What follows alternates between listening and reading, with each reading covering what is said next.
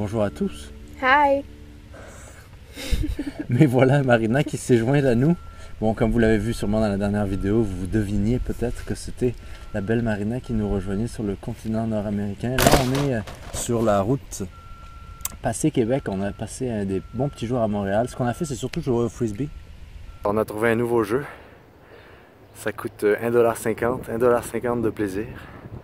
Et c'est un frisbee qui va à 300 mètres de longueur. Elle va vous en faire la démonstration maintenant. Ah.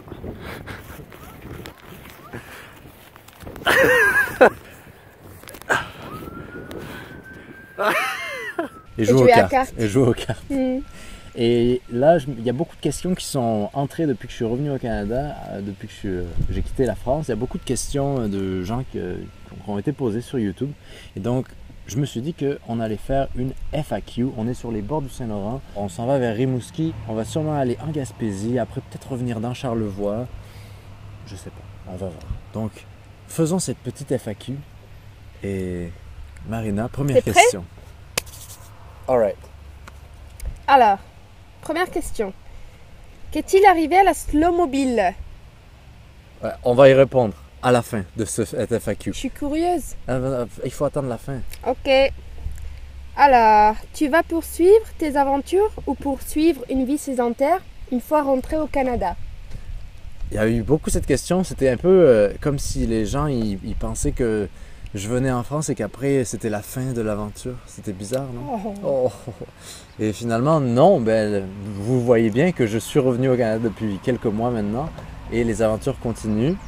En fait, c'est une bonne question parce que petit à petit, l'oiseau se fait son nid. L'idée de trouver un endroit où peut-être avoir un autre projet que celui de vivre en van se fait, s'installe. Mais pour l'instant, c'est toujours la vie en van qui est un peu est le centre de cette chaîne YouTube. Mais je vais vous avouer que oui, en effet, pourquoi pas trouver un endroit où avoir un projet, j'en parle très souvent, de permaculture, d'être autosuffisant en nourriture. Un jour peut-être, ce serait vraiment cool. Mais c'est un petit projet de longue haleine et en parallèle de ça, il y a tous les projets de vie nomade et on rencontre toujours des gens et on a toujours de nouvelles choses à faire. Donc un mélange des deux. C'est bizarre que c'est quelqu'un qui pose des questions. D'habitude, je suis toujours tout seul. Alors, j'allais boire la sauce. Cette question... Bière du Trou du Diable qui s'appelle la Saison du Tracteur. Elle est super bonne. Elle est forte, hein. Il faut pas conduire après ça. Ok. Avais-tu un coussin d'argent quand tu t'es lancé?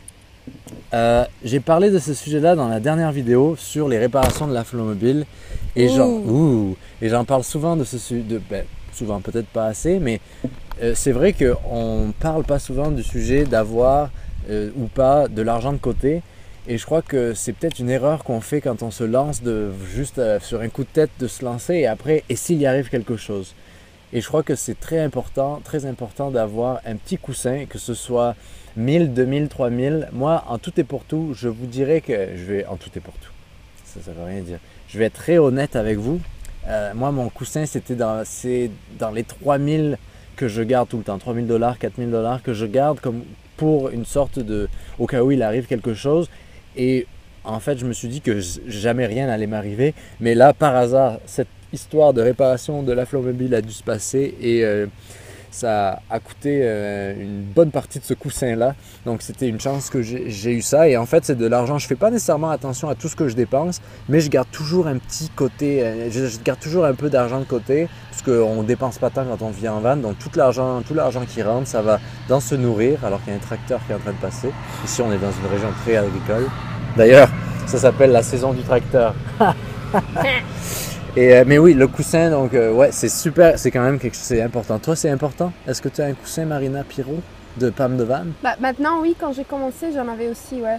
Après, ça va un peu comme ça, ouais. Non, ça dépend des saisons, mais oui, c'est très important. Ok, la prochaine, c'est choisirais-tu un camion déjà converti ou à convertir? Ah, van aménagé ou à aménager. Tout dépend vraiment de nos besoins. Peut-être que certaines personnes, moi, mon cas, c'était que quand j'ai commencé la vie en van, je ne connaissais rien à la construction et j'étais très peureux. Et peut-être je suis encore peureux, peureux. Et je me sentais pas... Pour moi, le but, c'était pas convertir un camion, c'était vivre dedans. Et quand j'ai vu qu'il y avait ces road treks-là, qu'on pouvait trouver en très bon état venant des années 90, eh bien, je me suis dit que c'était pour moi le truc idéal. Dans le livre, dans le livre, je parle justement Encore un tracteur. Dans le livre, je parle d'une dizaine de véhicules qu'on peut avoir pour vivre à temps plein en tant que nomade et il y a plein de façons de faire. Après l'expérience en France, on a un peu aménagé le fourgon dans lequel on vivait avec Marina et ça m'a vraiment plu parce que finalement on décide de tout ce qu'on veut mettre dans le camion et à la fois on peut facilement le réparer quand ça tombe en panne. C'est assez facile en fait d'avoir le contrôle sur notre véhicule alors que là, si certaines pièces tombent en panne, c'est plus difficile à réparer. Donc il y a des avantages aux deux. Toi? Ou convertir? Ouais. Ah ouais. Ouais, je suis plutôt... j'aime bien faire les choses, comment on dit ça, custom made. Avoir les choses comme on aime. Next! Et là, combien de kilomètres la Flowmobile? On va atteindre les 168 000 km. Quand je l'ai acheté, il y avait 87 000 km. Donc j'ai fait exactement le double. Wow. Ouais. Et je fais les changements d'huile entre 5 000 et 10 000 km pour bien en prendre soin. Cool. As-tu Facebook? Ben oui, il faut aller juste ma vie en van sur Facebook. J'ai une petite question. Étais-tu musicien avant ta vie nomade ou as-tu développé ces talents après être devenu nomade? Ça, c'est une question qui revient très souvent parce qu'avec Marina, on joue chacun des instruments et souvent on fait nos musiques, pas tout le temps, mais pour que ce soit un peu la soundtrack de nos vidéos. Et cette question revient souvent parce que je pense que les gens sont curieux, mais moi j'ai toujours fait de la musique, donc j'ai toujours fait du piano, je faisais un peu de violoncelle aussi, la guitare appris tout seul aussi. Mais la vie en van, ça m'a forcé à essayer encore plus de choses et de ne pas avoir peur de jouer en public entre guillemets ou d'enregistrer, mais parce qu'aujourd'hui c'est très facile d'enregistrer ses propres sons avec l'ordinateur et tout. Et donc j'ai aussi un banjo, là on a vu un accordéon, je me suis dit oh mon Dieu, j'aimerais trop apprendre l'accordéon. Si vous voulez que Florent vous joue de l'accordéon, donne-lui un Tipeee en dessous, parce qu'il ne veut pas que je lui achète, donc si c'est vous, peut-être qu'il va accepter. Mais ouais, tous les instruments c'est vraiment cool. Et en fait, ouais, donc j'avais une formation, mais j'apprends toujours tous les jours. Je fais un peu moins de piano, j'aimerais quand même en faire. Mais toi, est-ce que tu as fait une formation musicale ou avant ta musique? Oh. Non, j'ai tout appris avec mes doigts. Ton frigo tourne au propane ou électrique? Alors, le frigo, c'était... Attends, again. I stalled. Ton frigo tourne à propane ou à électrique? Alors, le frigo, ça s'appelle un three-way, un trois-way. C'est un propane, électrique et 12 volts. Donc quand on est branché avec la Flowmobile quelque part, qui est très très très rare, à moins que je sois sur une ferme ou quoi, où là il y a une plug et là c'est cool, mais parce qu'avec les panneaux solaires on est plus ou moins indépendant. Le frigo, seulement si je suis branché, je vais être sur du 110 volts ou du 220. Et sinon, quand je roule, il peut tourner soit sur le propane, soit sur le 12 volts, donc la batterie du véhicule. Mais en général, je le laisse très souvent sur le propane et je le débranche que pour faire le plein. D'essence, parce que c'est un peu dangereux d'avoir le propane qui tourne pendant qu'on fait le plein d'essence, au cas où il y a une explosion ou quoi. Et ouais, c'est au propane et le propane il consomme pas tant que ça, donc c'est une très bonne alternative ces frigos là, parce que là par exemple, cette bière là on l'a achetée chaude et en 1 heure elle devient froide. Quel conseil pourrais-tu me donner pour moi qui rêve de faire pareil sans pourtant franchir le pas?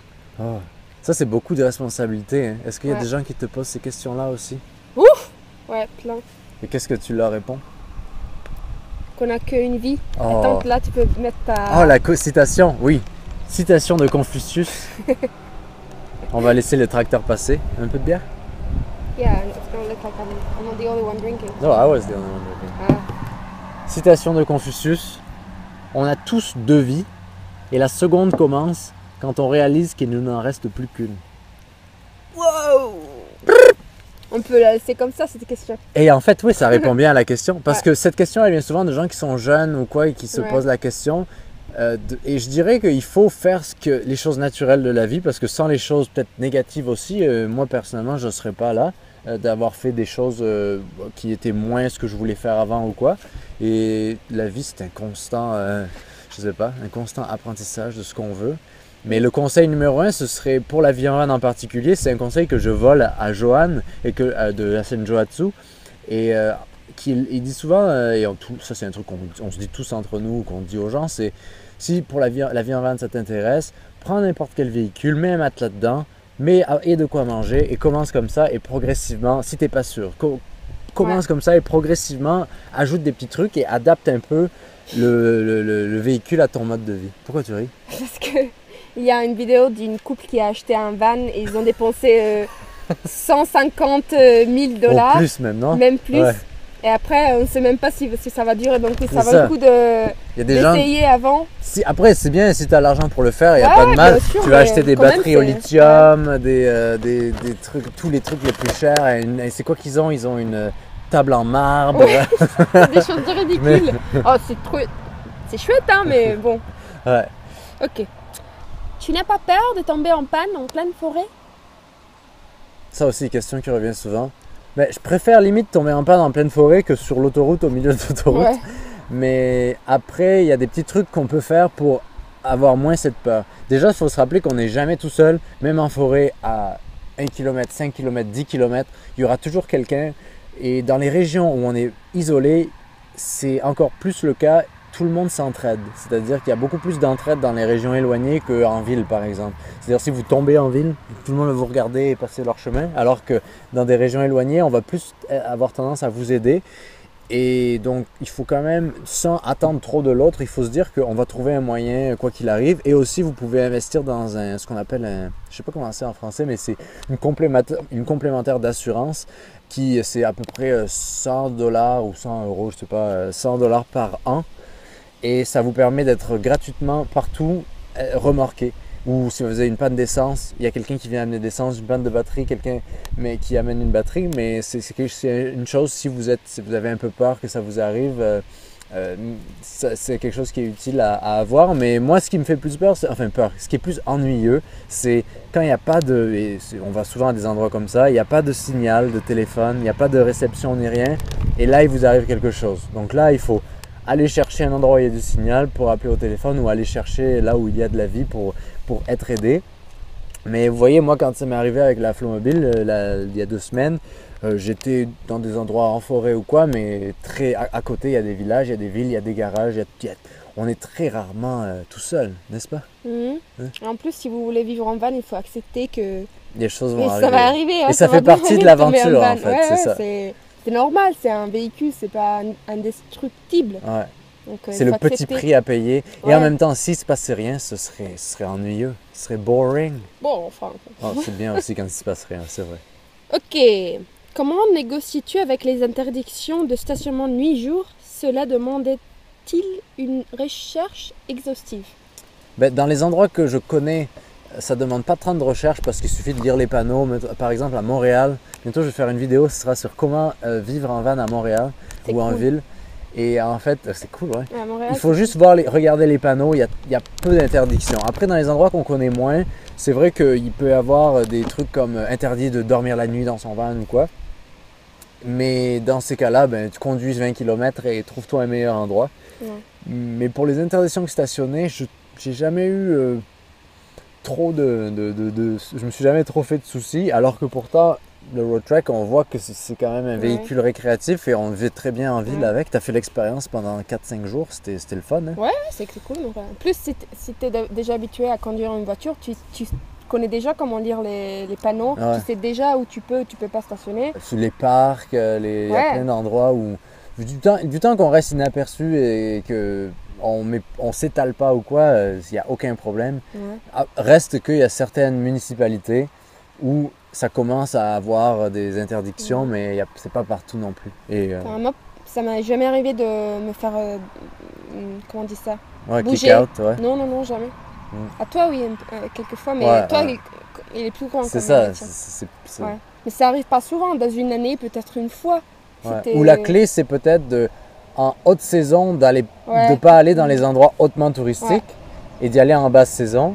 Et en basse saison, ouais, c'est ça, d'aller dans les lieux touristiques où là, il y a des endroits où sur la côte ouest non on dit pas ça, en France, la côte atlantique, il y a plein d'endroits qui l'hiver sont interdits, mais que l'été, que l'été sont interdits, mais que l'hiver ils enlèvent les barrières, limite, et tout le monde l'accepte bien pour les campeurs et tous les sortes de véhicules. Donc ouais. Non, c'est pas tant un problème. C'est plus un problème si tu es fatigué, t'as pas mangé, il fait nuit, et là c'est comme oh, il faut un endroit, et là évidemment ça devient un stress. Donc, la première question que je t'avais demandé. Ah, c'est vrai, il faut revenir parce qu'on va finir la vidéo. Qu'est-ce qui s'est passé la snowmobile? Qu'est-ce qui s'est passé fait de ma maison? Notre maison. Qu'est-ce qui s'est passé? Bien, finalement, la slowmobile, elle a trouvé un nouveau conducteur, une nouvelle conductrice qui d'ailleurs avait le projet de vivre dedans et elle est tombée en amour avec la slowmobile et donc eh bien, je me suis séparé de cette slowmobile. Je trouvais ça un peu ridicule d'avoir deux maisons secondaires. Moi qui dis toujours il faut limiter les choses qu'on a, qu'on possède, il ne faut pas se faire posséder par les choses. Là je trouvais que c'était quand même assez intense d'avoir deux véhicules. C'est comme avoir deux maisons limite et je n'étais pas sûr de revenir en France tout de suite et je sais que d'avoir un véhicule, de le laisser, de ne pas l'utiliser, dès que tu n'utilises pas les trucs, ça s'use. Et là, après, il y a plein de surprises qu'on trouve quand on revient et tout ça, et qu'il faut réparer et tout ça. C'est un peu comme se réaménager quelque chose, repartir de zéro. Et je ne voulais pas avoir à faire ça au cas où un jour je reviendrai en France. Je ne sais pas quand, je ne sais pas où, peut-être un jour. Mais ce sera pas avec cette slowmobile parce que finalement, je m'en suis séparé. Et c'est dommage. C'est dommage, mais c'était un beau souvenir et je crois que c'est mieux comme ça en fait. Parce que comme ça, c'est un peu comme pendant ces quelques mois, on a vécu ça avec Marina et c'est une partie de temps, l'espace spatio-temporel où on vivait notre truc et c'était très cool. Mais ouais, c'est une petite page. Et maintenant, juste la flowmobile.